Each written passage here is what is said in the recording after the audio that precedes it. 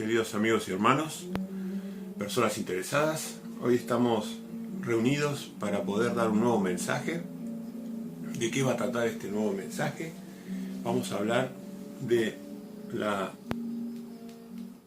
hermoso Evangelio de Mateo. El título que pusimos a este mensaje se denomina Matit Yahu, que quiere decir el don de Dios, el don de Dios. Así que bueno, hoy vamos a estar difundiendo un mensaje que surge de buscar, en virtud de lo que uno ve en la predicación, usando metáforas bíblicas, ve mucha oveja descarriada, perdida, ve cabras, ve lobos, ve serpientes, y uno se plantea cuál sería la forma más efectiva de llevar el mensaje de Dios hacia la humanidad para estos tiempos.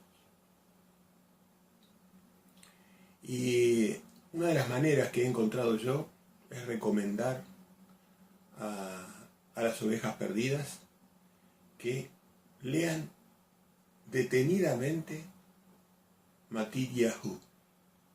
Esto es ni más ni menos que el primer libro del Nuevo Testamento, o sea, Mateo. Matit Yahu, el nombre del que lo escribió, justamente se refiere, Matit Yahu, su nombre significa el don de Dios. Así que yo me he planteado que sería muy bueno llevar ese don de Dios, que es Mateo, que es Matit Yahu, a las ovejas perdidas, a las ovejas perdidas.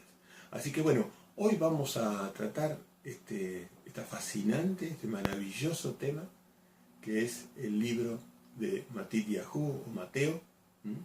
Así que los animo en este momento de que tomen los ejemplares de sus Biblias, abran el libro de Mateo, y vamos a hacer un resumen poniendo énfasis como una ayuda a las personas que quieran abordar la lectura por sí mismas del libro de Mateo. Desde ya recomendamos esto. También les pedimos que este mensaje lo distribuyan como regalo de Dios también a las personas para animarlas a leer el libro de Mateo, y que ese libro de Mateo sea la llave que los lleve a las personas, a estas ovejas perdidas, a toda la palabra de Dios, a toda la palabra de Dios. O sea, que esta sea la llave que los lleve a los 66 libros de nuestra bellísima palabra de Dios. Así que bueno, sin más, vamos a comenzar con el análisis de Matit Yahu. Amén.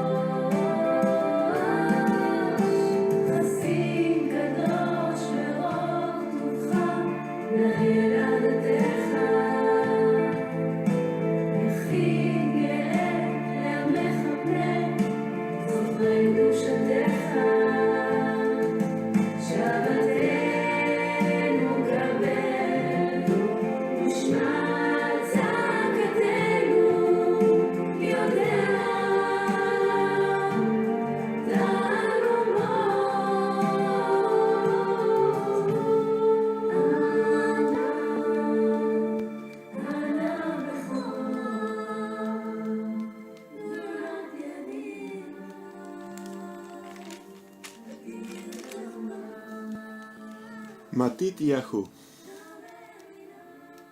Matityahu. El don de Dios. Nuestro principal don de Dios ha sido Yeshua HaMashiach, su palabra que es Él mismo, la vida eterna, todo lo que significa Jesús, el camino, la verdad, la vida. Así que no hay mejor relato sintético de los pasos de la vida de Yeshua que el libro de Matityahu. Vamos a analizar sintéticamente los capítulos y vemos en los primeros 3 capítulos, la genealogía de Jesucristo es algo importante para la erudición en cuanto a convalidar que él venía de la descendencia de Judá y de la descendencia de Belén, la descendencia de David, ¿no? En la concepción de Jesús por Espíritu Santo podemos observar que participa un ángel de Dios que le revela a María, varias cosas, entre ellas la importancia de su nombre, ¿no? ¿Cuál es el nombre del Mesías? ¿Cuál era el nombre del Mesías de Israel, de nosotros, de Israel?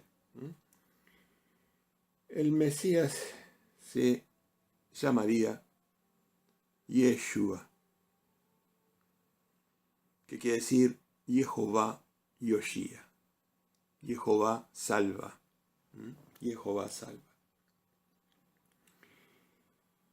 Pero ahí no acaba el nombre de él. En la revelación, si vemos en Mateo, en el capítulo 1, le pone otro nombre. ¿Cuál es el segundo nombre de nuestro Mesías? El segundo nombre, que nadie lo recuerda, o poca gente lo recuerda, es Emmanuel. Emmanuel quiere decir Dios con nosotros. Así que fíjese que era como tener a Dios con nosotros, Yeshua. La divinidad misma con nosotros. Así que su nombre completo es, la primera revelación de Matityahu es que era de la línea davídica y que su nombre hermoso era Yeshua Emmanuel. Yeshua Emmanuel, el Salvador de Jehová. Dios con nosotros. Así que bueno, esta es la primera gran revelación de Matityahu. Como segundo aspecto que quiero resaltar es, ya entrando en Juan el Bautista, en el capítulo 3, del capítulo 3, yo destaco el rol impresionante de Juan el Bautista en el espíritu de Elías, como ya estaba profetizado en el Viejo Testamento, ¿no? Entonces, en el espíritu de Elías, Juan el Bautista, ¿qué decía? Iba preparando el camino, iba preparando el mensaje. ¿Cuál era el mensaje de Juan el Bautista? Arrepentíos porque el reino de los cielos se ha acercado. Eso lo podemos observar, lo podemos leer en Mateo 3.2. Mateo 3, capítulo 3, 2, pueden verlo ahí, que Juan el Bautista era una persona que le decía al pueblo de Israel que tenían que dar frutos dignos de arrepentimiento, que él los iba a acostumbrar a bautizarse en agua, pero que en realidad el que venía atrás de él era más poderoso y los iba a bautizar en Espíritu Santo. Así que fíjense qué importante, ¿no? Agua y Espíritu Santo. Este hombre hizo discípulos, como iba a ser el Mesías, hizo todo lo que el Mesías. De hecho, en 4.17 vemos que justamente Yeshua, una vez bautizado por Juan el Bautista, va a decir el mismo mensaje. Vemos en 4.17 que el mensaje era arrepentimiento porque el reino de los cielos se había acercado. Hacer teshuvá, volver a los caminos, a los mandamientos de Dios. Ese era el mensaje de Yeshua, porque el reino se había acercado. De hecho, el reino estaba con ellos, estaba con ellos, ¿no? Y después estaría en nosotros, ¿no? Arrepentimiento. Así que el bautismo fue algo magnífico porque el Padre revela que ese es su Hijo amado, en quien tengo complacencia. Así que ya le revela, ya el ángel del pacto, queda revelado con todas las letras como Yeshua Emanuel, el Hijo del Dios vivo, el Hijo en el que él tenía complacencia. Nada más ni nada menos. Y vio el Espíritu de Dios, o sea, previamente a que el Padre diga esas palabras, dice, vio el Espíritu de Dios que descendía como paloma y venía sobre él. Y ahí dice, este es mi Hijo, el Espíritu Santo, o sea, lo que él había puesto en Yeshua. En Yeshua puso su Hijo, que es el Espíritu Santo, ¿no? Yeshua Emanuel. Así que bueno, esto es muy destacable porque ya nos va introduciendo en el propósito mesiánico, ¿no? Otro dato que quiero destacar es Mateo 4:4. Ahí vemos que Yeshua, una vez bautizado, va al desierto para completar su formación espiritual, para intensificar el Espíritu Santo en él, para crecer más en espíritu. Él había crecido en espíritu por medio de la oración, por medio del estudio y por medio de la prédica, lo mismo que tenemos que hacer nosotros, ¿no? Él había crecido de chico en oración, en estudio de la Torá y en la prédica, en hacer discípulos de Jehová, ¿no? Así que, pero ahora el Padre lo lleva al desierto, lo somete a las negaciones de la carne y le hace crecer en espíritu todavía más para la obra increíble, única, que tenía que enfrentar nuestro Rey y sacerdote, el león y el cordero, Yeshua Emanuel. Así que vemos entonces que acá tenemos que en 4:4 de Mateo, cuando está confrontando con el demonio, entonces vemos, perdonen que voy a tomar un poquito de agua, vemos que cuando el diablo lo quiere tentar usando argumentación bíblica, Jesús dice algo muy importante que tiene que ser también para nosotros base de predicación, cuando nos argullan. Escrito está.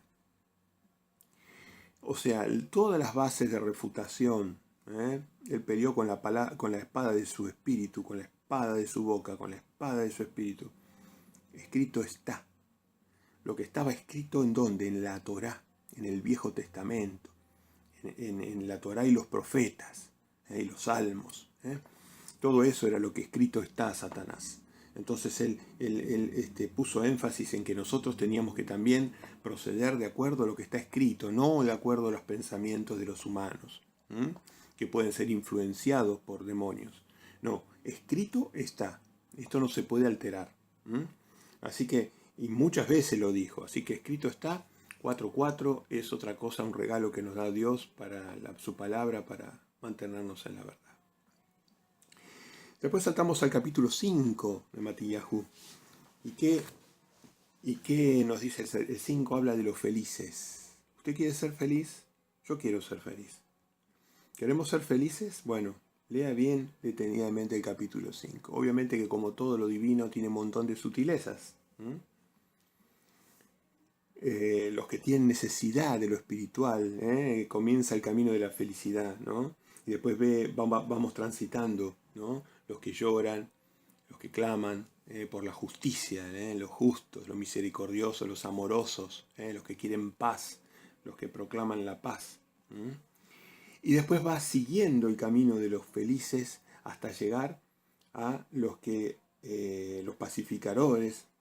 Así que pobres de espíritu, los que lloran, los mansos, los justos, misericordiosos, los de limpio corazón, los pacificadores y por último, los que padecen persecución. Una vez que vos llegás al galardón más grande que puede existir, es que por seguir el camino de Yeshua, uno padezca persecución. Algunas personas pueden llegar a ser justos, mansos, misericordiosos, pero el mayor galardón, decía Jesús, gozaos y alegraos porque vuestro galardón es grande en los cielos, porque así persiguieron a los profetas que fueron antes de vosotros. Vosotros, ¿a quién le hablaba? A una multitud que estaba sentada escuchándole y a sus discípulos. Él estaba enseñando a la multitud y a sus discípulos. Así persiguieron, así que esto hay que tenerlo bien presente. Matíyahu, el camino de él es un camino donde nos van a vituperar, nos van a perseguir. No es un camino fácil, perfecto. El camino de los felices, el camino de los únicos felices. Otro mensaje muy importante que vino a dar el Mesías y quedó en este libro es el mensaje de que uno era la luz, ¿no? Iba a ser la luz del mundo, o sea que el mundo está en oscuridad, pero uno iba a ser la sal de la tierra, lo que mantiene la luz, lo que ilumina. Así que, y después con respecto a la ley, no vine a abrogar, no vine a cancelar la ley. O sea que si no vino a abrogarla, vino a otra cosa. Vino a ampliarla, vino a cumplirla, vino a perfeccionarla. Vino a explicarla, a interpretarla, todas las acepciones que da el Strong. Pero no vino a cancelarla, vino a lo contrario. Lean eso, porque eso fue una de las doctrinas engañosas de los últimos siglos. No vino a cancelar la ley y los profetas, por favor. Bien claro. Eso lo van a ver en el 5.17, a partir del 5.17. Muy bien. En el mismo capítulo 5, donde hablaba de los felices, que no vino a cancelar la ley, ahora nos dice una estructura muy importante que tengan presente ustedes. Dice, oísteis que se dijo. Oísteis que se dijo. Por ejemplo, oíste que fue dicho a los antiguos, no matarás, y cualquiera que matare será culpable en juicio. Pero yo os digo que cualquiera que se enoje contra su hermano, fíjense, el oísteis que fue dicho, lo dice por lo menos 5 o 6 veces, y era el camino a los perfectos. Porque en el 48, en el 5.48 dice, sed pues vosotros perfectos como vuestro Padre que está en los cielos es perfecto. La ley nos justificaba, pero Él nos está mostrando un camino a la perfección. Oíste que fue dicho, no cometerás adulterio, pero yo os digo que cualquiera que mira a una mujer para codiciarla, ya adulteró con ella en su corazón. Así que fíjense que Él no vino a cancelar la ley, como estaba explicando. Vino a reforzarla, a ampliarla, a interpretarla, a espiritualizarla. Los fariseos tenían la letra de la ley y encima contaminada por el Talmud. Tenían las letras de las leyes contaminadas, pero no tenían el espíritu de la ley. Él la vino a espiritualizar. No me alcanza con que ustedes no maten a su prójimo. Yo les pido más. No me alcanza con que ustedes no tomen la mujer de su prójimo. Yo les pido más. Pero tomar la mujer del prójimo, matar, ¿los estaba aboliendo? ¿El Shabbat lo estaba aboliendo? ¿Estaba aboliendo el respeto a los padres y a la madre? A Dios, amar a Dios sobre todas las cosas, amar al prójimo como uno mismo, el no matar, el no robar, el no mentir, el no codiciar, el no adulterar. Todo eso lo estaba ampliando. Vino a ampliar. Oíste que fue dicho, pero yo os digo. Fíjense qué linda doctrina, ¿no? El no vino a ampliar. En el capítulo 6 de Mateo vamos a poder observar la oración. Y ahí vemos que en la oración nos dice una estructura, empezar alabando al Padre, antes de pedir nuestras necesidades, alabarlo, demostrarle nuestro amor al Padre nuestro, a Vinu. Entonces, nos dice que no usemos repeticiones. Una clave, cuando oramos, no dice que vayamos a un templo o una iglesia. Fíjense que dice, entrando en tu cuarto y cerrando la puerta. Fíjense qué detalle, ¿no? Siendo que muchos pastores, líderes religiosos, dicen que la casa de oración son las iglesias. No, Jesús no dijo eso. No hagáis vanas repeticiones. De una estructura para que nosotros nos guiemos, una estructura maravillosa de los pasos en Mateo 6:9. Oraréis así, una estructura. Pero después dice, entrando en tu cuarto, cerrando la puerta tras de ti, en silencio, tu cuarto. Lo mismo que las congregaciones eran en las casas, y Yeshua nunca levantó iglesias, templos. La iglesia que hablaba Pablo eran las congregaciones de las casas. Ellos iban a visitar a las sinagogas de Satanás, a los enfermos espirituales. Pero ellos adoraban en las casas. Jesús hizo de su templo una montaña, el Monte de los Olivos. Ahí enseñaba, en las orillas del Jordán. Enseñaba en las plazas, enseñaba en los caminos, hizo su templo de una barca. Fíjense, en la barca, desde la barca y en las orillas del mar estaban los discípulos escuchándolo.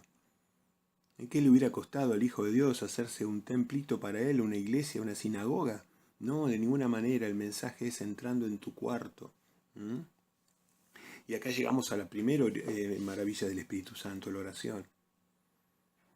La oración, la lectura de la palabra y hacer discípulos. 3 maravillas del Espíritu Santo, que nos llenan de Espíritu Santo. Así que en el capítulo 6 también voy a destacar que Yeshua nos enseña que uno no puede servir a Dios sin las riquezas. Esta es otra falsa doctrina. La doctrina ya vimos de las iglesias físicas, la doctrina de que la prosperidad del Dios de la riqueza, no, al contrario.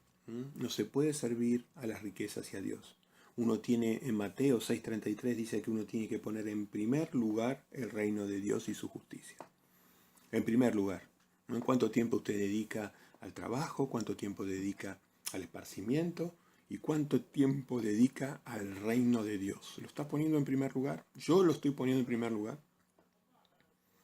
Los que predicamos, y que somos los primeros que tendríamos que, su casa, ¿no?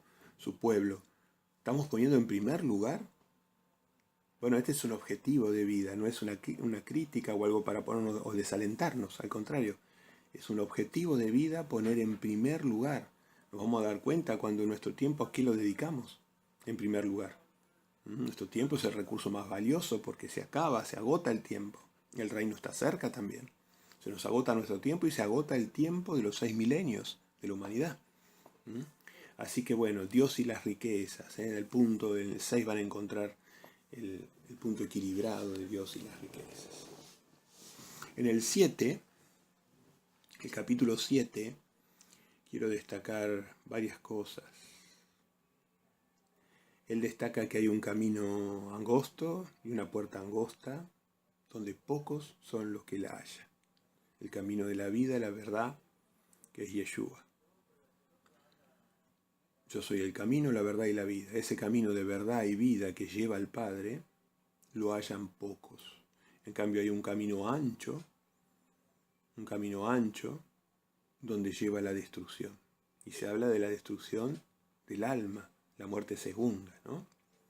Así que quiero destacar en el capítulo 7 la enseñanza del camino ancho y el camino angosto. También quiero destacar que íbamos a conocer a los falsos profetas, a los falsos apóstoles, a los falsos discípulos por sus frutos. Si las personas hablan y en realidad buscan riqueza, buscan poder, buscan prominencia, buscan dinero, no cumplen con los mandamientos de Dios y la fe de Yeshua, entonces sus frutos no son los que Jesús está esperando, que Yeshua está esperando.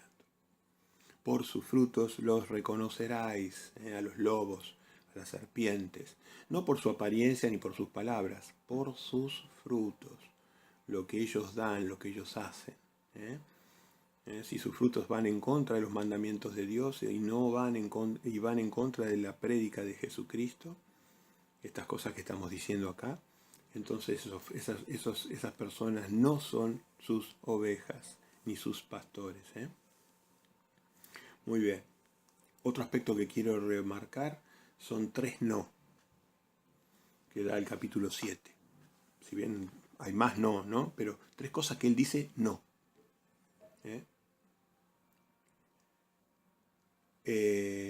Uno de los principales es no juzgar. No tenemos que juzgar. Así que en el capítulo 7, como primero, dice: no juzguéis para que no seáis juzgados. No juzguéis para que no seáis juzgados.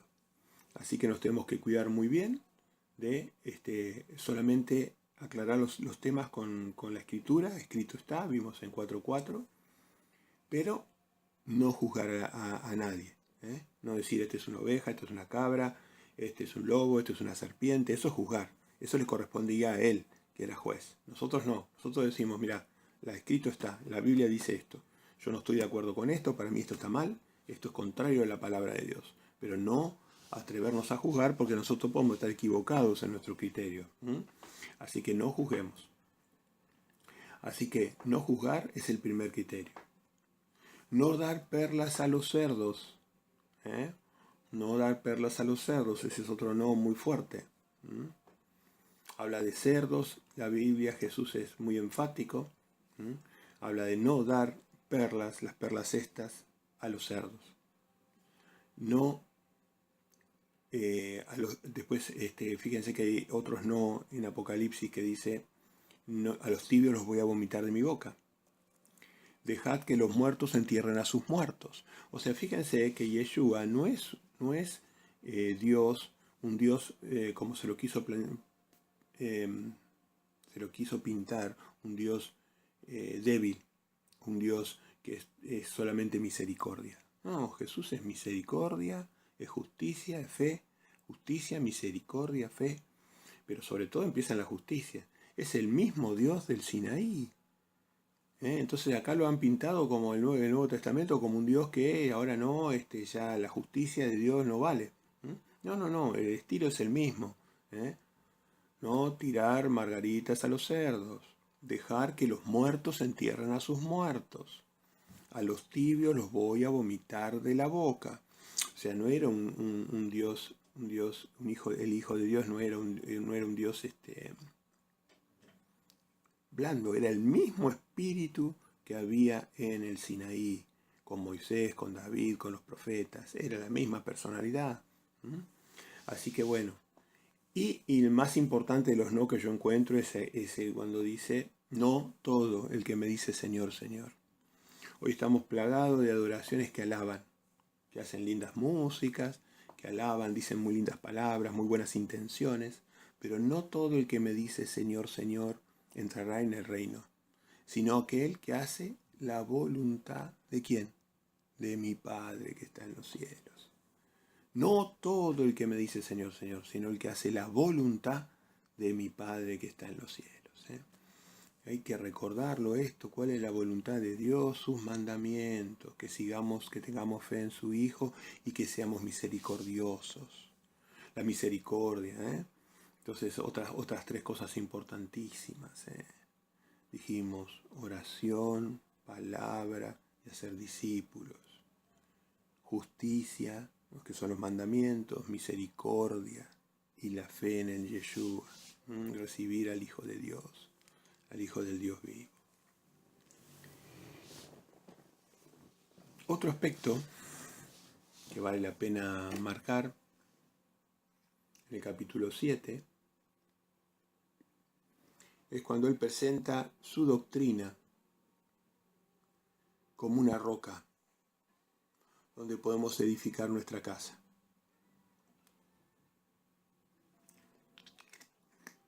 Podemos edificar nuestra casa en su doctrina.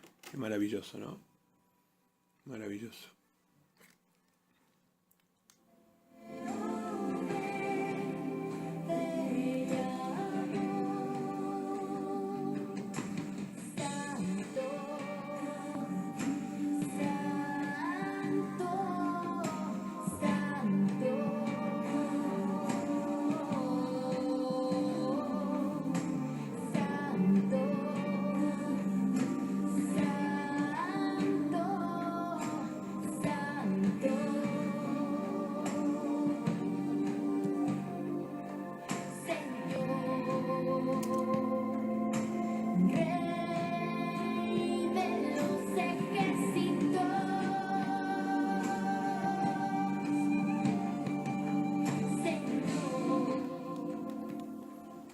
Justamente, Rey de los ejércitos, Señor Rey de los ejércitos, Jehová Rey de los ejércitos, Yeshua Príncipe de los ejércitos. Fíjense que este concepto, ¿no? Sigue siendo igual. Yeshua como un comandante de fuerzas celestiales, de su pueblo, comandante de su pueblo, tanto en la tierra como en los cielos. Entonces, no es un bebé en un pesebre, precisamente, o una persona conciliadora. Él vino a dividir el bien del mal, vino a predicar.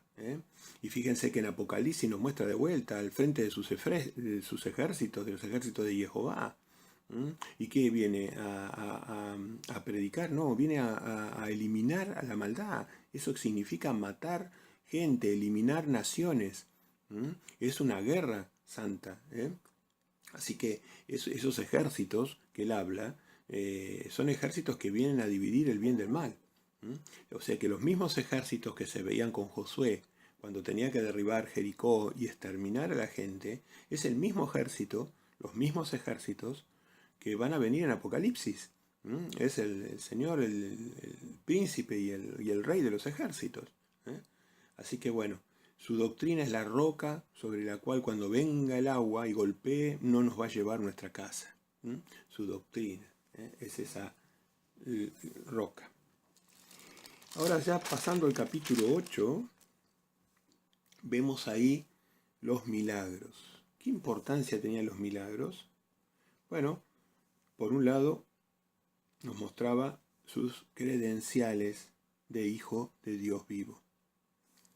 Nos mostraba que Yeshua Emanuel, Jehová Yoshia Emanuel, era en realidad el Hijo de Dios.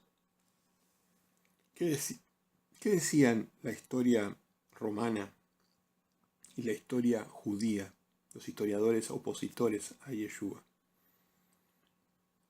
Ninguno niega, y la historia nuestra de su siervo, ¿no? La Biblia, 3 historias.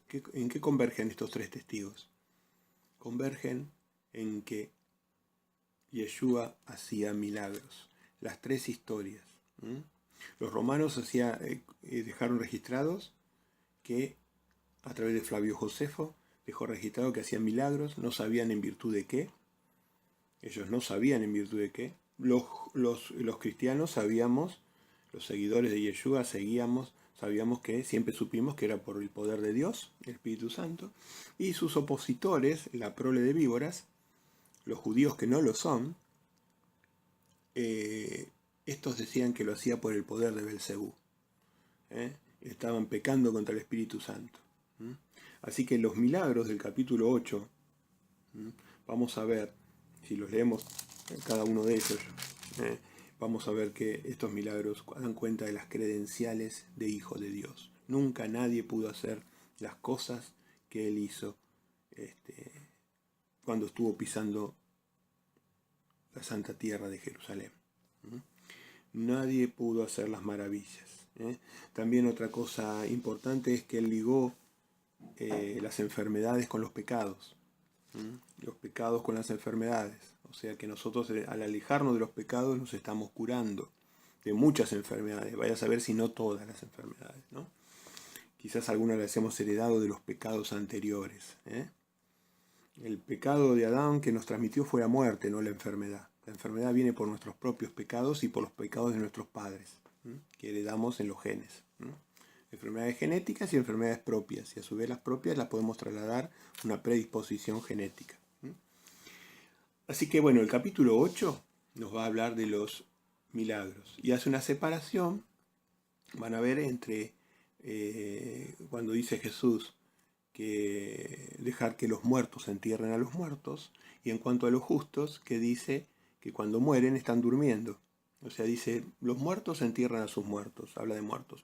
Pero a los justos no les dejaba, a los justos y a los perfectos, a los discípulos no les dejaba decir que estaban muertos. Decía, duermen.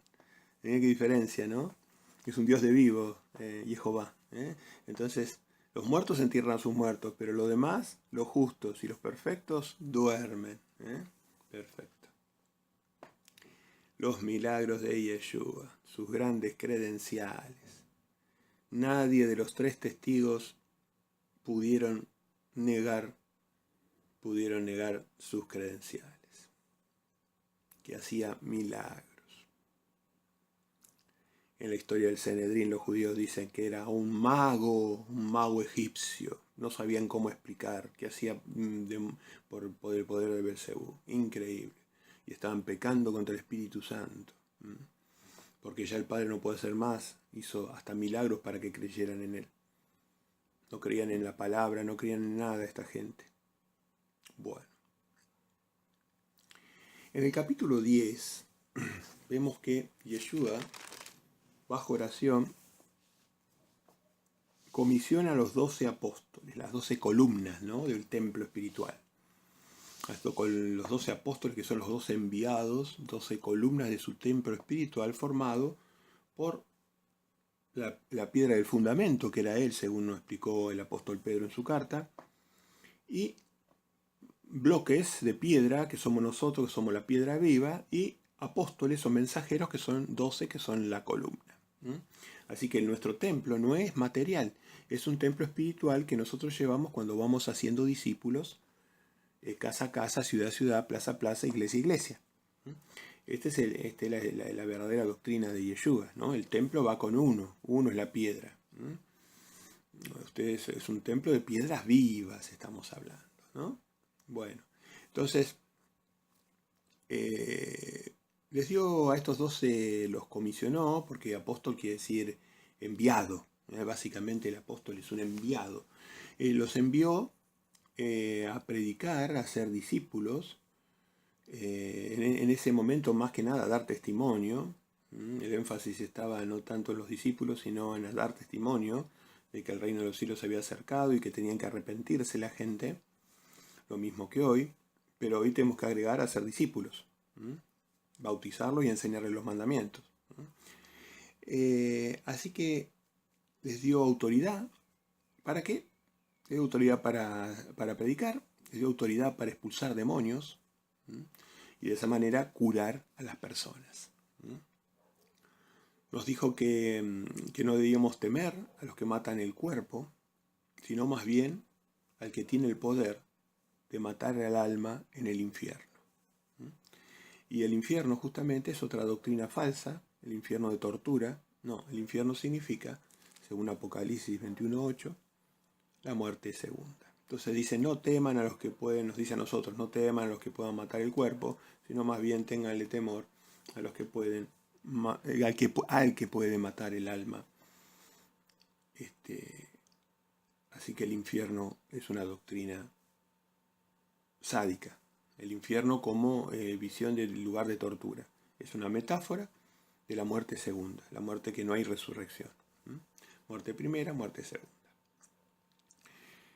Muy bien, en capítulo 12, ahí se enuncia el pecado contra el Espíritu Santo, lo que dijimos recién. También enseña una perspectiva saludable de adoración en sábado a través de la misericordia.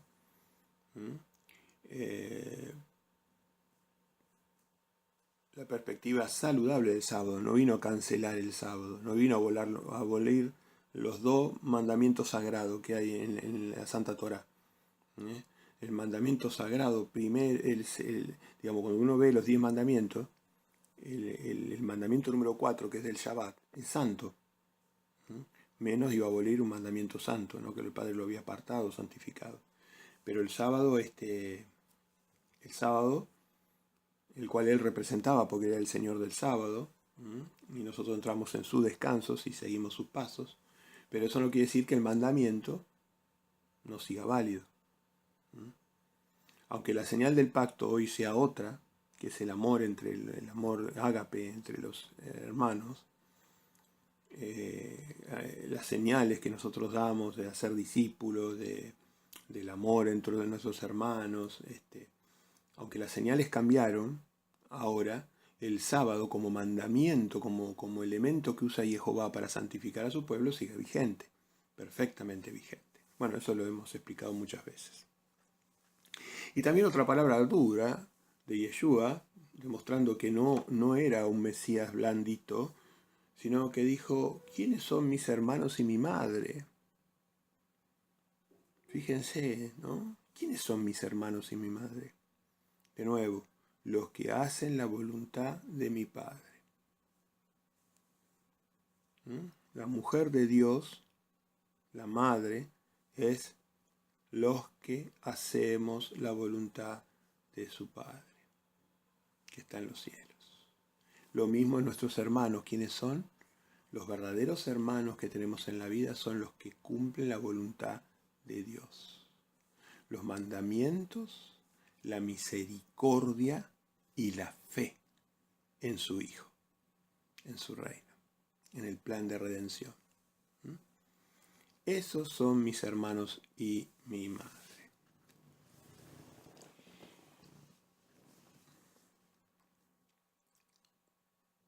En el capítulo 13, vamos a ver distintas parábolas, ¿no? Y fíjense que él dice que las parábolas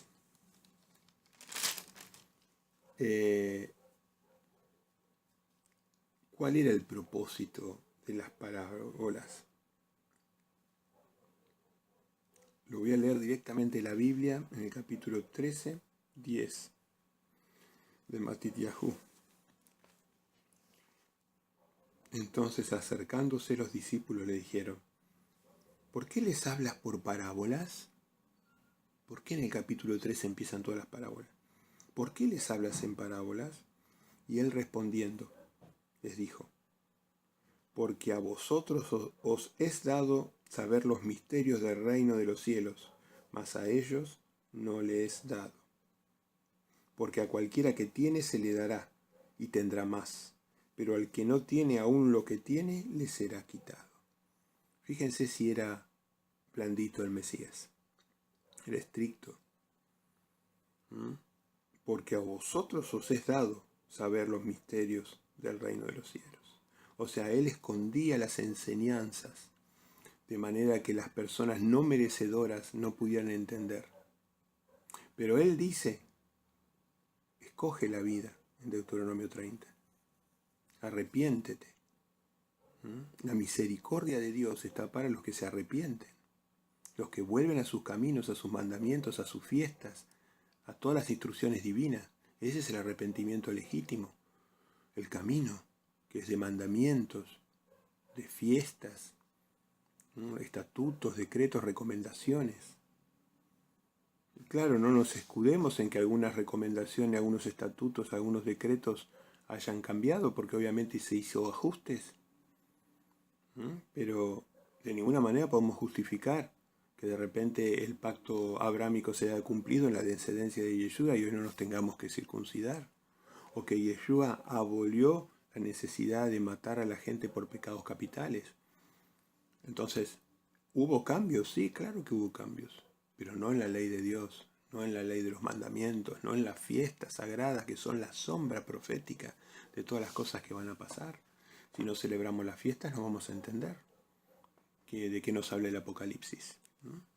Bueno, las parábolas son misterios. Ahí tenemos la parábola del sembrador, de la cizaña, de la levadura, de la semilla de mostaza. el tesoro escondido, la perla de gran precio, la red, todas parábolas hermosas, la alimentación de los 5000, lo que contamina al hombre. Bueno, este punto ya, bueno, así que vemos el significado de las palabras, de las parábolas, perdón. Son misterios del reino, son misterios, ¿no? Hace toda una vida que uno está tratando en lo personal de descubrir estos misterios del reino. Y nos han sido revelados muchísimos misterios, quizás no todos, pero es cierto que uno en la medida que ora, estudia la palabra y hace discípulos, Dios lo bendice a uno con el conocimiento. Entonces dice, al que más se le da, más se le será dado. Recién lo acabamos de leer, ¿no? Así que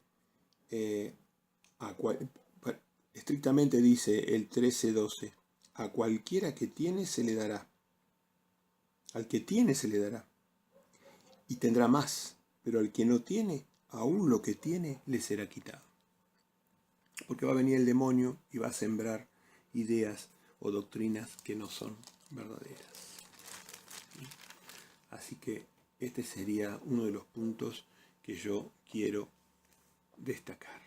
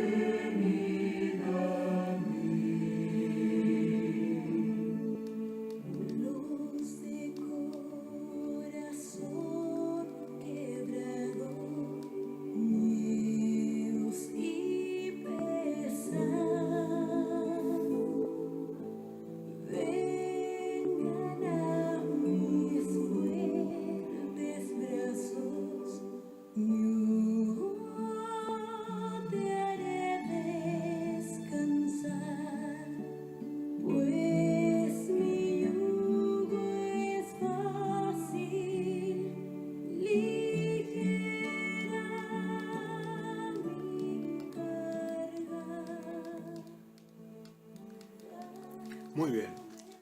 El capítulo 15 y 16 teológicamente es muy importante. Muy, muy importante. El 15:8 dice, 15:7 dice, hipócritas a las religiones de su momento, las 5 religiones que había en su momento más hegemónicas, y digamos, dentro de esas las 3 más hegemónicas, ¿no? Hipócritas, bien profetizó de vosotros Isaías cuando dijo, este pueblo de labios me honra, mas su corazón está lejos de mí, pues en vano me honran, enseñando como doctrina mandamientos de hombre. Mandamientos de hombre. Siempre decimos lo mismo, los mandamientos de hombre. Adorar las imágenes, confesar los pecados ante sacerdotes, no pronunciar el nombre verdadero de nuestro santo Dios,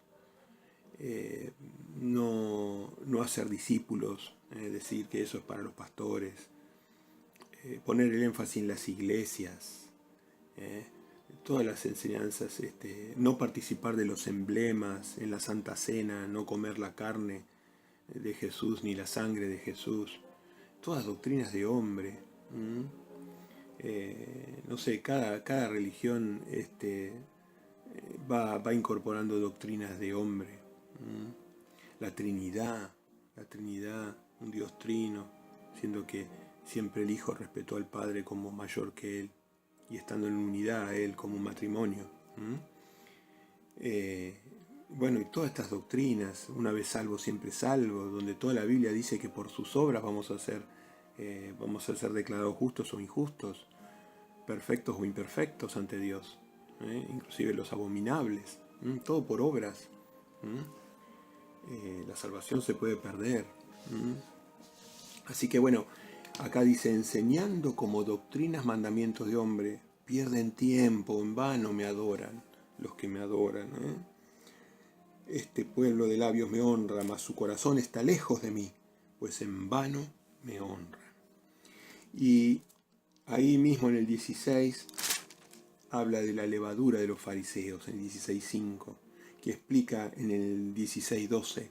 Entonces entendieron que no les había dicho que se guardasen de la levadura del pan, sino de la doctrina de estos religiosos, de los fariseos y de los saduceos. La levadura, que fermenta, un poquito de levadura, un poquito que metamos de idea humana, fermenta toda nuestra enseñanza, inflama toda nuestra enseñanza, contamina toda nuestra enseñanza.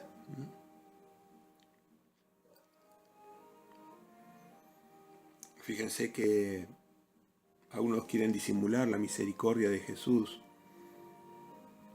La verdadera misericordia de Yeshua era el hacer discípulos, el limpiar de levadura la doctrina, enseñarnos a orar, enseñarnos a leer la palabra de Dios, enseñarnos a ser discípulos.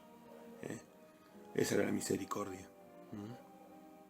Ahí en el capítulo, ustedes pueden ver en el mismo capítulo 16, que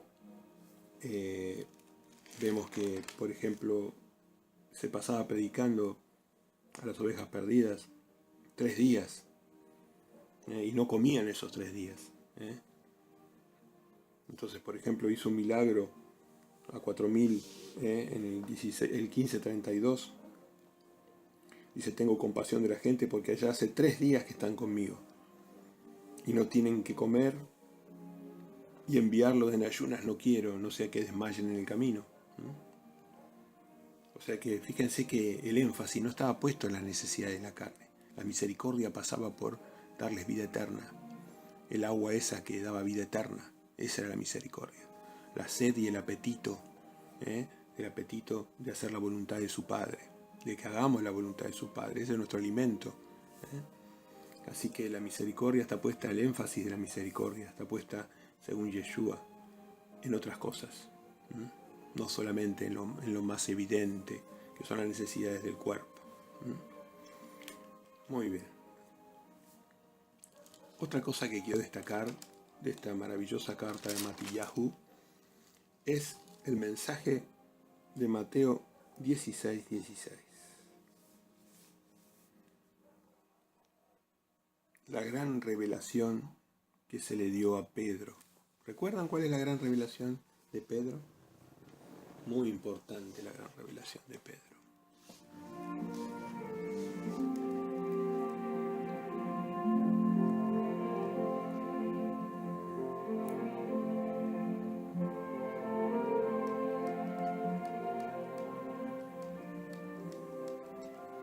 Respondiendo Simón Pedro dijo, tú eres el Cristo, el Hijo del Dios viviente. Fíjense, en el contexto de la levadura de los fariseos, Pedro recibe una gran revelación. El Hijo no es el Padre no es el Hijo. Hay un Padre y hay un Hijo. Y el Mesías es el Hijo de Dios viviente, primogénito y unigénito, único en sus genes, Aleph Tav, único. No hay ningún otro hijo de Dios de esa naturaleza que tiene sus genes. Nosotros somos criaturas, los ángeles son criaturas, las criaturas vivientes son criaturas, los 7 espíritus son criaturas, sus querubines, sus serafines, todas las hermosas, bellas creaciones del Padre, buenas y justas, son criaturas. Pero ellos, los Aleph Tav, el Alfa y el Omega, el Aleph y el Tav, no.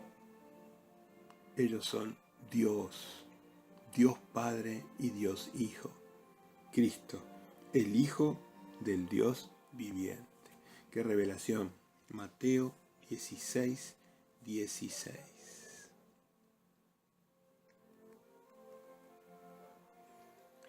Mateo 16, 26.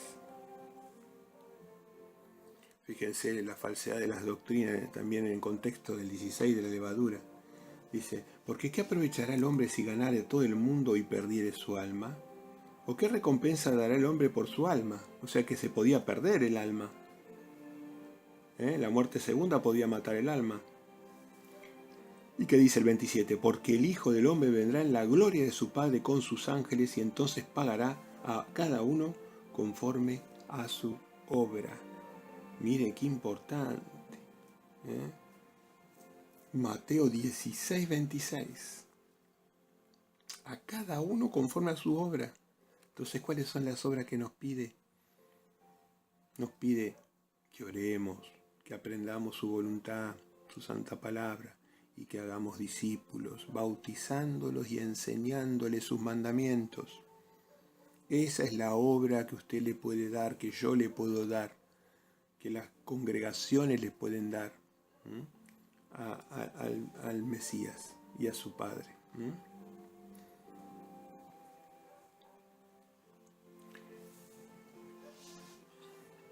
En el capítulo 17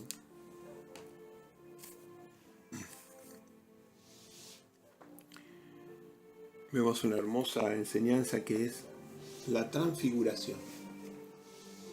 Fíjense cómo los reforzó, ¿no? Cuánto misterio que hay en esa transfiguración, ¿no? Donde van al Monte de los Olivos. En realidad dice un monte alto, así que yo rectificaría esa parte.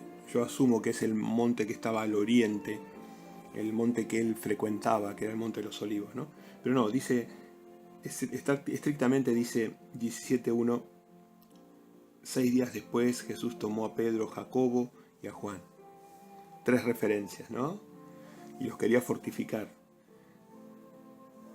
Y los llevó aparte a un monte alto. Y se transfiguró delante de ellos, y resplandeció su rostro como el sol, y sus vestidos se hicieron blancos como la luz.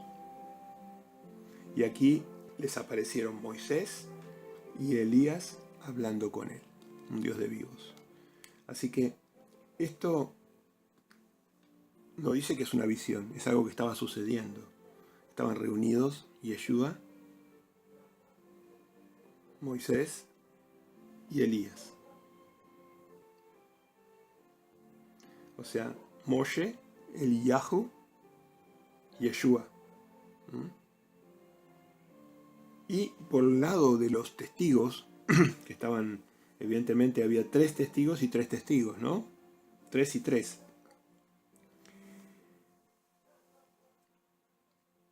O sea, hay una transferencia, ¿no? Inclusive este acto solemne, ¿no? De la transfiguración, ¿no? Donde dice, este es mi Hijo amado, el Padre, en quien tengo complacencia, a él oís. O sea que deja en claro que Jesús es nuestro profeta. Que ya el tiempo de Moisés terminó. Que ahora Yeshua incluye a Moisés. Lo incluye a Moisés. No hay otro profeta que no sea, porque Elías y Moisés, que fueron básicamente profetas de Dios, fueron ministros de Dios, líderes de Dios, grandes líderes. Y ahí ahora el Padre les dice a los 3 apóstoles, les dice, este es mi Hijo, en quien tengo complacencia, a él oíd. No dijo a Moisés, a Elías, no, ahora el énfasis está puesto en el nuevo profeta, que es Yeshua, nuestro profeta, el último gran profeta. Perfecto.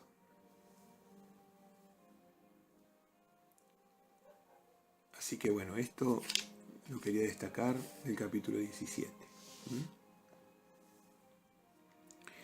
En el capítulo 18, fíjense que se destaca, 18:20, vemos que porque donde están 2 o 3 congregados en mi nombre, allí estoy yo en medio de ellos. De nuevo con el tema de la doctrina de las iglesias, ¿no? Que nos llevaron a las falsas doctrinas. 2 o 3, no habla 2000 o 3000, 200 o 300, 20 o 30. 2 o 3 congregaciones de las casas, entrar a tu cuarto, cerrar la puerta en tu casa y orar. 2 o 3, congréguense en mi nombre, congregados, las santas celebraciones de Jehová, el santo sábado, las 7 fiestas del Eterno, las 7 fiestas que son sombras proféticas de lo que va a suceder, de lo que tiene que suceder. Ya sucedieron 4 de las 7 fiestas y faltan 3 fiestas. Repase Levítico 23. Mire cuáles son las fiestas de Jehová.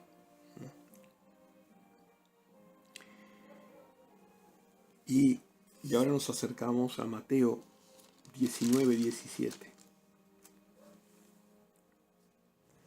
Así que recuerde, envíe este regalo, envíe este video para que las personas lean no estos comentarios, escuchen estos comentarios, sino que estos comentarios los motiven para que lean completamente el libro de Mateo, completamente, y chequeen cada detalle de lo que hemos dicho y más, agreguen un montón de conocimiento. Es un gran salvavidas el libro de Mateo. Es un libro que nos conecta con toda la Torá. Porque si bien el Apocalipsis es maravilloso, si hoy nosotros estuviéramos hablando de la misma manera del Apocalipsis, habría gente que cuando lo leyera le sería muy, muy difícil comprender. Porque ahí sí hay que conocer los 66 libros. Pero el libro de Mateo es la introducción a la verdad bíblica. Regálelo. Regálele a sus queridos, a sus conocidos. Distribuya. Si copie el libro de Mateo, distribúyelo, regálelo, predíquelo, enséñelo. Y que sea la base de la lectura de todos los 66 libros. Bueno, y acá llega, a mi entender, una de las 3 o 4 perlas que nos deja Matillahu.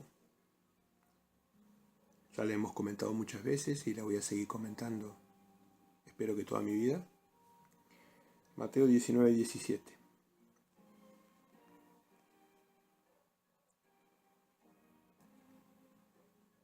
¿Por qué me llamas bueno? Ninguno hay bueno sino uno, Dios. Ni Jesús se dejó llamar bueno. Así que fíjense qué importante esto. Ni Jesús se dejó llamar bueno. Le dijo el joven rico, si quieres entrar en la vida, guarda los mandamientos. ¿Cuáles? Y le cita una parte de los 10 mandamientos.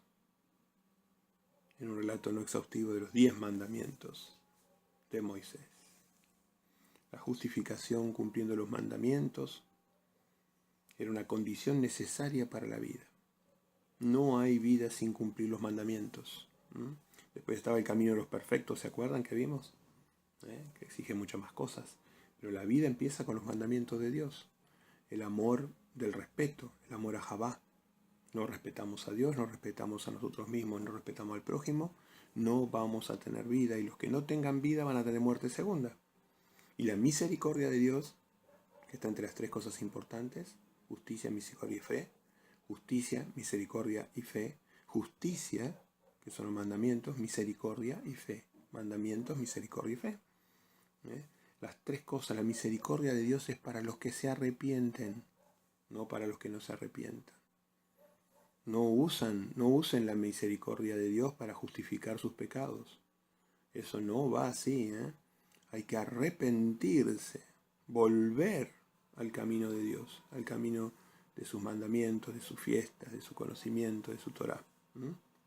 Así que al joven rico le da la clave de la vida. Este es el salvavidas. Si quieres vivir, guarda los mandamientos. Este es el regalo que tienen que hacer ustedes a la gente. Vuelvan a los mandamientos de Dios. Ojo, acá vemos que este joven rico, si leemos los relatos paralelos de Marcos 10:17, Lucas 18:18 y Mateo 19:16, vamos a ver que en los relatos todos componen una idea de que el joven rico tenía fe en Jesús, se arrodilló ante él. O sea que él tenía fe y cumplía los mandamientos, tenía dos requisitos para la vida. No es solamente los mandamientos, o sea, hay que poner fe en él y cumplir los mandamientos. Los dos requisitos para la vida. Él tenía fe. Después el apóstol Pablo en el libro de Gálatas dice algo parecido. No, dice exactamente lo mismo. Entonces, la fe en Yeshua y los mandamientos, la justicia de Dios.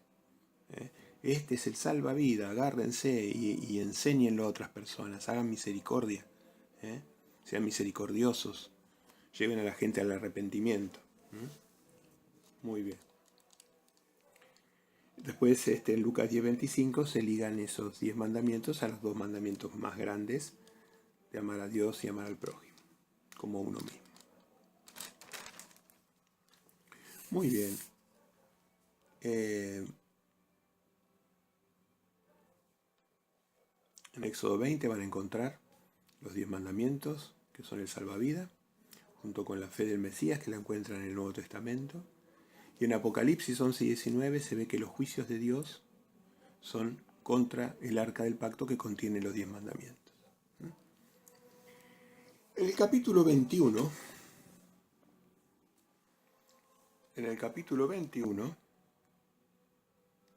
tomemos un respiro.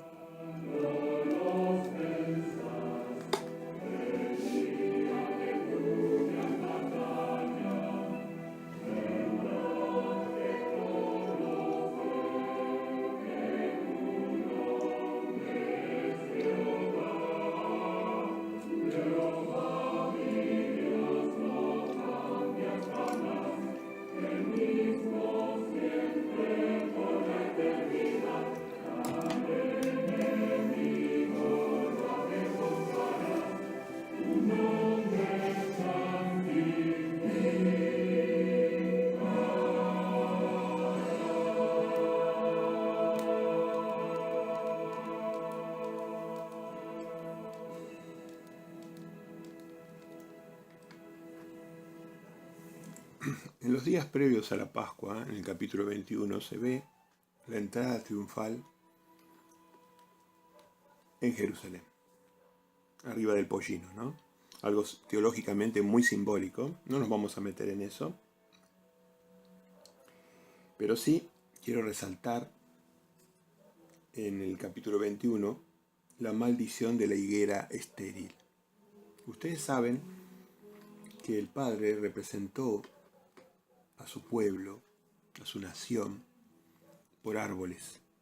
Uno de los tres principales árboles que yo he encontrado en los 66 libros son la higuera, la vid, la higuera, la vid y el olivo. Podría decirse que son los tres principales árboles. Hay más árboles con más simbolismo. Entonces, de vuelta, la higuera, la vid y el olivo.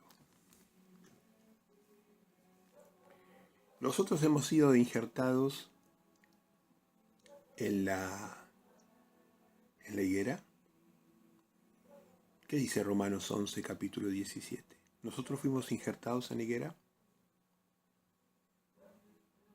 No, nosotros no fuimos injertados en la higuera. ¿En qué árbol fuimos injertados? ¿Usted se acuerda? Lea Romanos 11:17. Lea Romanos 11. Nosotros fuimos injertados en el olivo. ¿Y nosotros fuimos injertados en la vid? ¿En el árbol de la vid fuimos injertados? ¿Quién es la vid? ¿Usted sabe quién es la vid? ¿Fuimos injertados en el árbol de la vid? No, nosotros somos los pámpanos, las ramas del árbol de la vid. Nosotros estamos en las ramas. Nosotros estamos en el árbol que es Yeshua, la vid, la vida. De donde proviene el vino, donde proviene su sangre. Nosotros, los de la sangre de Yeshua, los que hemos sido blanqueados en la sangre de Yeshua, que comemos su carne, que tomamos su vino, en la cena del Señor. No se olvide de la cena del Señor. Es un mandato bíblico. La cena del Señor, la santa cena del Señor. Así que, bueno, entonces, la higuera representa a la nación, al reino de Israel. Ese reino de Israel fue maldecido por Jesús. Fíjese que fue a posteriori de la entrada en el pollino, en el templo, cuando lo rechazaron definitivamente, proféticamente, a Yeshua. A partir de ahí sucede varias cosas. Le tendrían que haber dicho Hosana al hijo de David. Hosana el que viene en el nombre del Señor. Y los judíos no lo recibieron así, los de su casa lo rechazaron. Eso generó sobre ellos el juicio de Yeshua y de Jehová. Maldijeron a la higuera, al gobierno de Israel. Les dijeron que su templo iba a ser entregado, que su santa ciudad iba a ser entregada a las naciones, que su pueblo iba a ser muerto y esparcido. Rechazaron y asesinaron al Hijo de Dios. Esos falsos judíos, no los judíos en general, no el Israel en general, el pueblo lo seguía y lo adoraba a Yeshua. Está hablando de la prole de víbora, los falsos judíos, la sinagoga de Satanás. Hoy está presente, está viva la sinagoga de Satanás, la masonería. Está viva, está presente el sionismo, los Illuminati, todos los que gobiernan a los gobiernos. Roma no quería matarlo a Yeshua. Algunos quieren ocultar a Roma como la causa. No. La Babilonia está por arriba de Roma. Son esta prole de víboras, los que comandan a las bestias. Maldición, nunca jamás nazca de ti fruto. El Israel real, el Israel de los reyes, que en ese momento estaba Herodes, nunca más va a tener fruto. Hoy tenemos un Israel, según la profecía bíblica de Mateo 24, que es el reverdecimiento de la higuera. La higuera reverdeció, pero no va a dar frutos, no va a dar frutos para Dios. Va a tener hojas, va a tener tallos, va a haber gente, va a haber desarrollo. Hoy lo vemos lo que es Israel moderno, pero nunca más va a dar frutos de reino. Los frutos de reino vienen por el árbol de la vid, que es Yeshua, y por el olivo, en el cual fuimos injertados.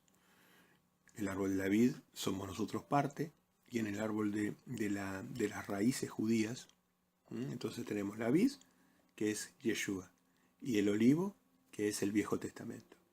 Olivo, fuimos injertados. Los que celebramos las fiestas, los que guardamos el Shabbat, los que guardamos los mandamientos, los que comemos limpio, los que hacemos diferencia entre lo santo y lo profano, fuimos injertados en el olivo. Fuimos injertados en el olivo, bien digo, Romanos 11:17. Y después la vid, que es Yeshua, es el Nuevo Testamento. Nosotros somos parte, somos ramas. Pero ojo esas ramas, dice, las que no den fruto, el Padre las va a podar. Así que, por más que estemos formando parte de la vid de Yeshua, no todo el que me diga Señor, Señor, sino el que hace la voluntad de mi Padre es la vid de Jehová.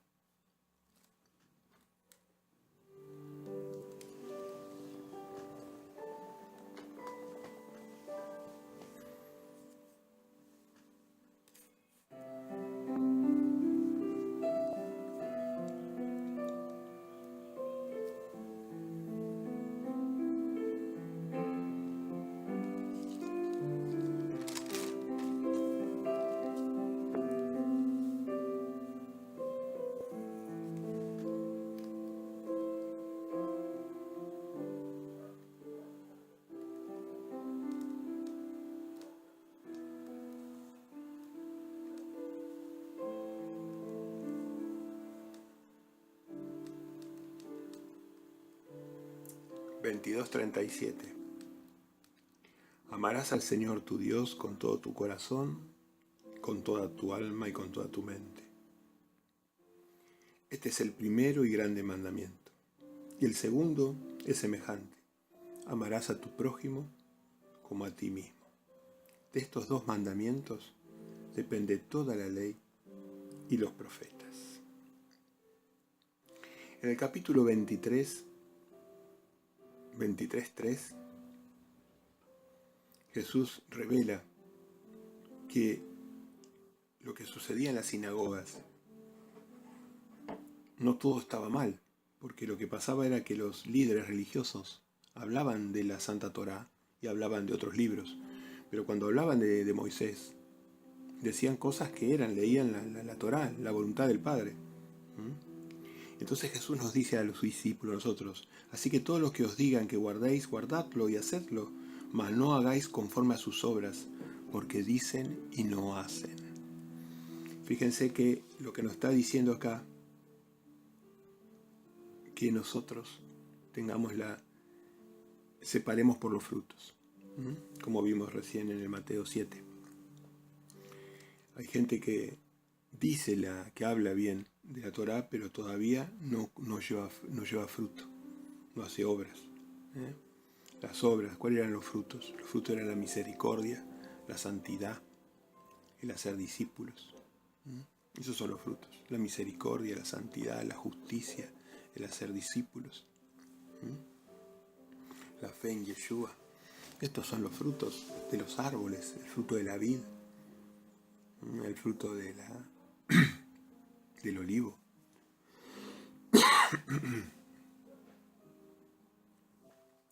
En 23:23 nos dan la revelación. Ay de vosotros, escribas y fariseos hipócritas, porque diezmáis la menta y el eneldo y el comino, y dejáis lo más importante de la ley. No cumplen con la forma, pero el fondo de la ley no está, la esencia, lo más importante de la ley, la justicia, la misericordia y la fe. La fe, la certeza en el reino, la certeza en la palabra, la certeza en Yeshua, la certeza en el Dios Padre, la certeza de los propósitos. La justicia son los mandamientos, la misericordia, hacer discípulos en la fe de Yeshua. Lo más importante de la ley, que resume la ley, los 37 libros los resume en la justicia, la misericordia y la fe. Justicia, misericordia y fe. Qué cosa para reflexionar, ¿no? 23. Mire si Matillahu no es una joya, ¿eh? Es la misma vida, ¿no? La revelación. El Mesías nos dice Matillahu: ten fe en mí, guarda los mandamientos y vivirás. Lo más importante de la ley es la justicia de Dios, los mandamientos, la misericordia y la fe. Por misericordia, vayan y hagan discípulos.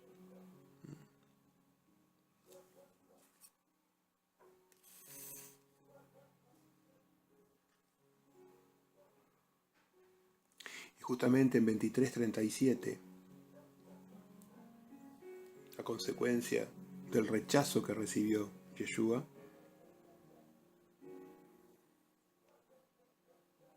Jerusalén, Jerusalén, que matas a los profetas y apedreas a los que te son enviados. Cuántas veces quise juntar a tus hijos como la gallina junta a sus polluelos debajo de las alas, y no quisiste. Y acá está parafaseando el Salmo 118:26. Léanlo, Salmo 118:26. Cuántas veces quise juntar. Fíjense si no era Yeshua el que hablaba en el Viejo Testamento. Cuántas veces quise juntar a tus hijos como la gallina junta a sus polluelos. He aquí vuestra casa os es dejada desierta. Porque os digo, y acá hace una profecía, que se va a cumplir, ni una tilde de la ley va a pasar, ni una jota. Mateo 23:39, la profecía. Porque os digo que desde ahora no me veréis hasta que digas, bendito el que viene en el nombre del Señor. Previo al Pesaj, tenían que haber dicho esto en la entrada al templo. Así que ellos van a volver a decirlo en la segunda venida de Yeshua. O sea que esto es una profecía. No lo dijeron en su momento, en la primer venida de prédica. Lo van a tener que decir los que queden con vida, lo van a tener que decir en su segunda venida. Miren qué profecía hermosa, que todavía no se ha cumplido. Bendito el que viene en el nombre del Señor. Qué profecía es.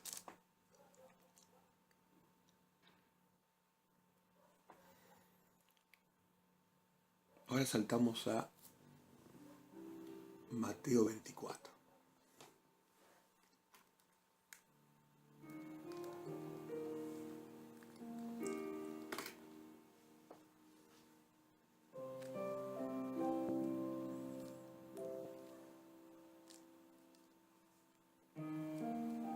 Si este video se le hace muy largo, pongo una pausa, hago un respiro, hago un descanso, tomo un vasito de agua y siga. Distribuya este video, distribuya estas enseñanzas, apréndalas usted, lea usted completamente el libro de Mateo, pero más que léalo, escudriñelo, líguelo a otros pasajes de la palabra de Dios.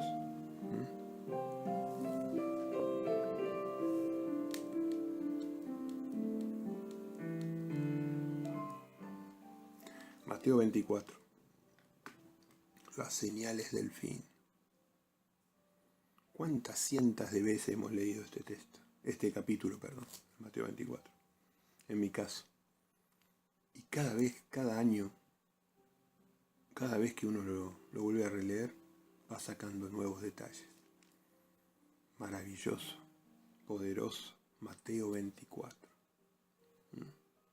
Obviamente esto sería objeto de un estudio particular.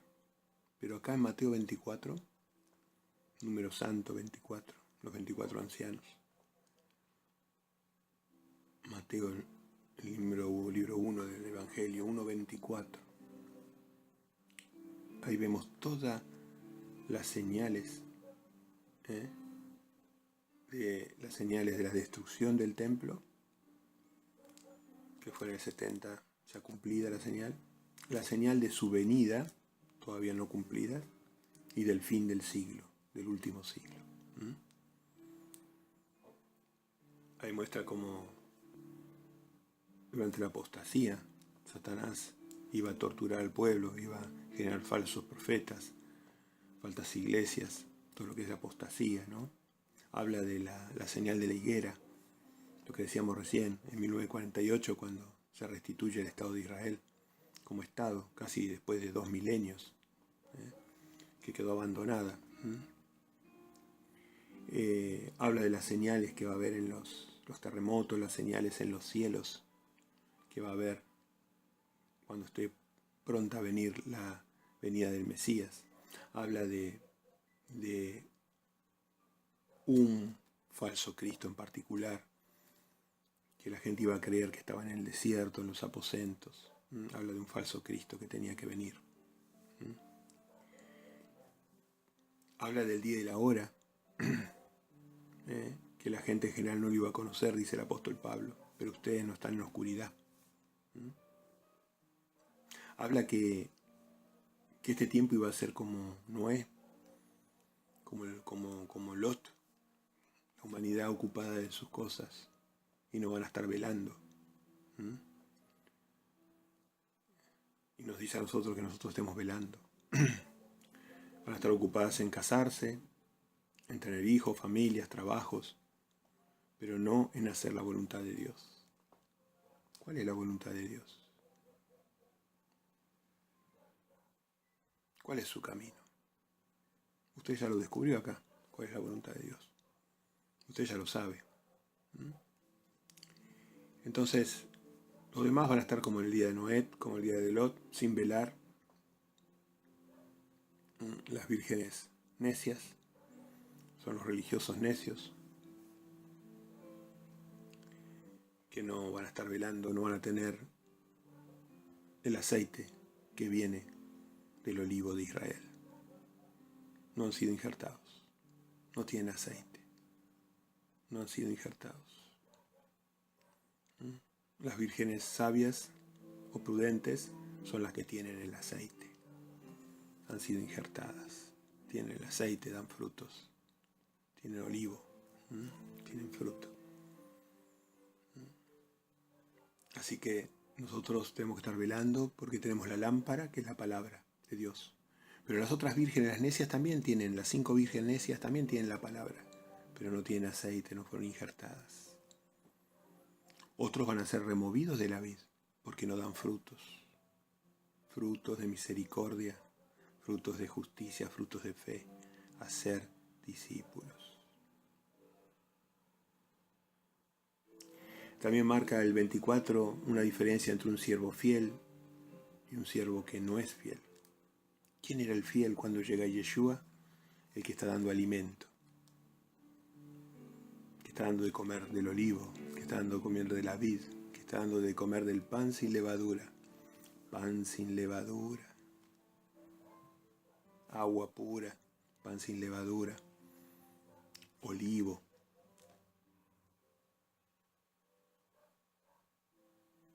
Aceite de oliva. Jugo de uva, vid. También nos habla de un retraso.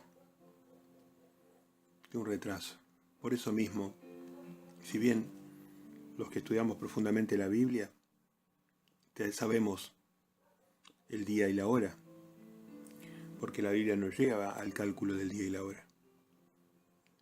Pero, ¿tenemos garantía de ese día y la hora? ¿Cuántos antes que nosotros estuvieron divulgando días y horas y se equivocaron? No fueron prudentes. Hay que ser prudente. Yeshua habla de un retraso y que ese retraso iba a enfriar a muchos. Así que, bueno, por el momento la Biblia nos da.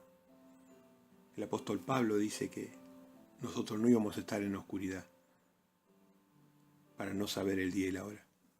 Los que no sabían el día y la hora eran los que no estaban injertos en la sabiduría de Israel, en el olivo, y no daban frutos en la vid. Muy bien, esto sería el capítulo 24. El capítulo 25 habla justamente de las 10 vírgenes.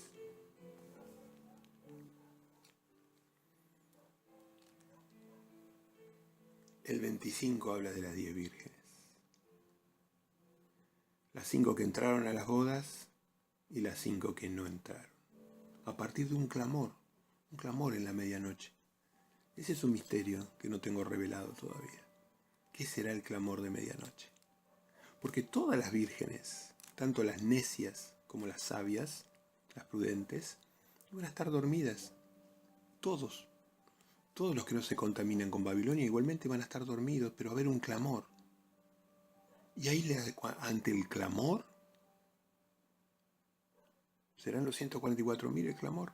Bueno, no tengo la certeza todavía. El clamor a la medianoche. ¿Serán los 144.000? ¿Será el mensaje de los 3 ángeles? ¿Qué es ese clamor de medianoche? Y el mensaje es duro de Jesús, como venimos diciendo, no es un mensaje blando. ¿Qué le dice a las 5 vírgenes que no estaban injertadas en el olivo? No las conozco. No las conozco. No pasan al banquete de bodas de Yeshua. Es probable que tengan algún otro rol en el reino de Dios, pero no van a tomar matrimonio con Yeshua. También en el capítulo 25 nos enseña que no todos iban a tener los mismos talentos, que Él pide conforme al talento que le fue dado a cada persona. Había personas que tenían 5 talentos, 3 talentos, 1 talento. Capítulo 25.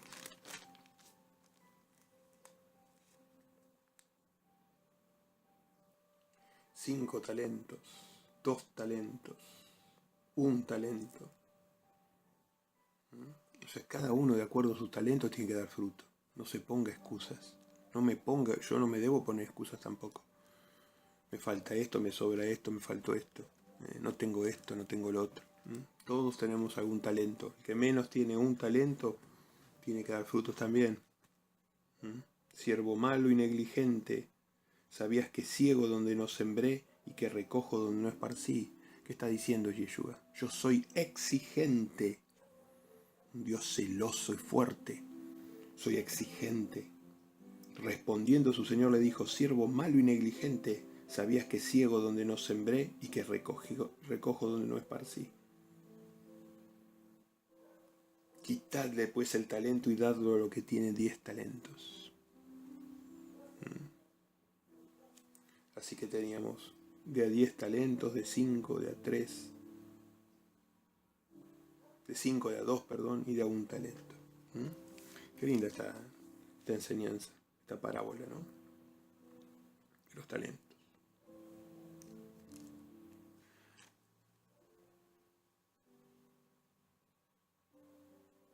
Y el 25 nos enseña que va a separar las ovejas de las cabras en su venida.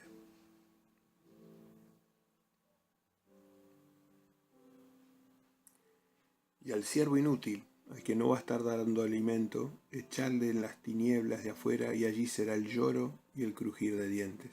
Eso es un simbolismo que usa para el infierno, ¿no? Que es la muerte segunda, en Apocalipsis 21 lo vimos. Así que va a separar las ovejas de las cabras. En el capítulo 26, el capítulo 25 quiero destacar también lo que son los benditos de su padre, ¿no? Los que le dieron alimento a él, los que le dieron de beber a los le dieron beber a los sedientos, le dieron alimento a los que no tenían. Acá también es una parábola de cómo él va a juzgar. Tuve hambre y no me diste de comer. Y los justos le van a decir, ¿cuándo te vimos y te dimos de comer? Cuando lo hiciste a uno de estos hermanos más pequeños, me lo hiciste a mí. ¿Cómo nos debemos a nuestros hermanos pequeños, no? Nos debemos. Pastorea mis ovejas, apacienta mis ovejas, le decía a Pedro. 3 veces se lo dijo. Apacienta mis ovejas, pastorea mi rebaño. En el 26 vemos la cena del Señor. En la cena del Señor establece una celebración íntima en donde nosotros comemos la carne de Jesús y comemos la sangre de Jesús, la carne de Yeshua, Jehová Yoshia, y su sangre.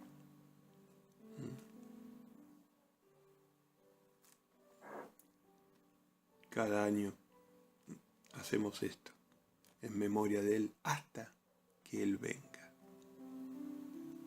hasta que Él haya venido. También en el capítulo 26, a través de Pedro, nos enseña de 2 errores que comete Pedro, un apóstol impresionante de Yeshua, uno de los 3 que estuvieron en la transfiguración, pero sus errores sirvieron para que nosotros aprendamos.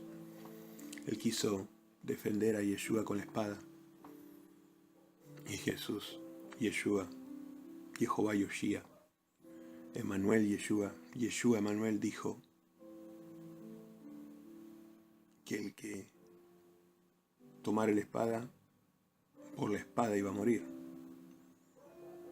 Todas las religiones satánicas tomaron la espada y mataron a otros hermanos, a otros siervos. Mataron y fueron muertos también por la espada. Y lo advirtió con Pedro. Nosotros no podemos tomar la espada.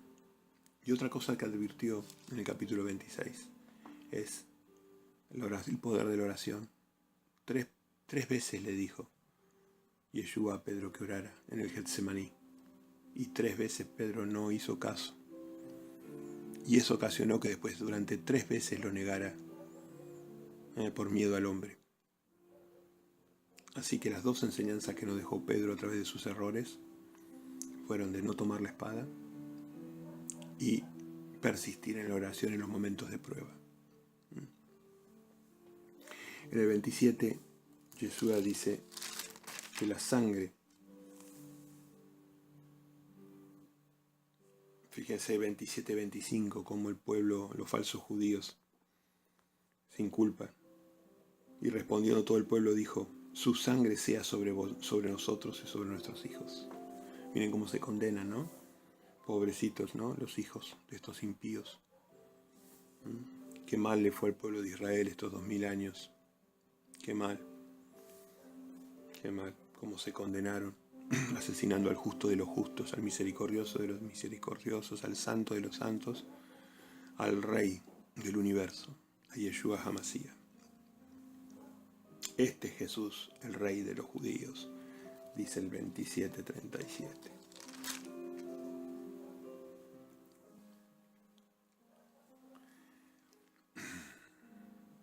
El capítulo 28 destaco cómo es adorado por las dos Marías. Léanlo eso, cuando resucita Yeshua. Y ahí en el 28 destaco el mensaje más importante para sus siervos fieles. Toda autoridad me ha sido dada en el cielo y la tierra. Se nos está diciendo que es 28, 18 al 20. Toda autoridad me ha sido dada en el cielo y en la tierra. Soy el rey del universo. Por tanto, háganme caso. Vayan, hagan discípulos, bautícenlos, enseñándoles lo que yo he mandado, mis mandamientos. Vayan, hagan discípulos, bautícenlos, enseñándoles mis mandamientos, los mandamientos de Jehová. Todo lo que tengo yo pertenece al Padre.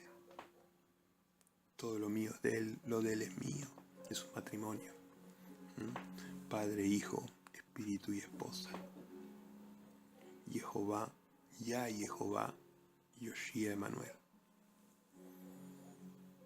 Padre nuestro que estás en los cielos, el Hijo y el Hijo del Dios vivo. Bendito el que viene en el nombre de Jehová. Amén.